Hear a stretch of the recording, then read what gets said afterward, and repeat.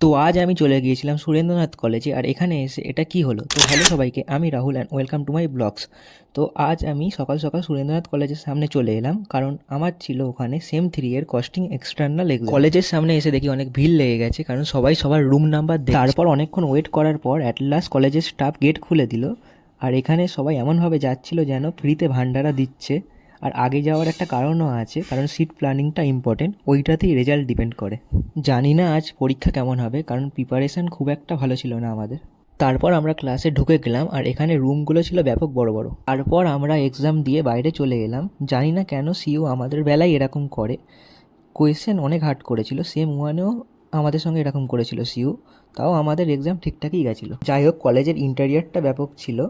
আর আমার বন্ধু এখনও এক্সাম দিচ্ছিল, জানি না কি লিখছে। তারপর কলেজ থেকে বেরিয়ে বাসে করে চলে এলাম বাগুইআটি মোড়ে। আর এখানে এসে দেখি ফ্লাইওভারের নিচে ফুটবল ট্র্যাপ গ্রাউন্ড করেছে। তারপর আবার বাসে করে বাড়ি চলে এলাম।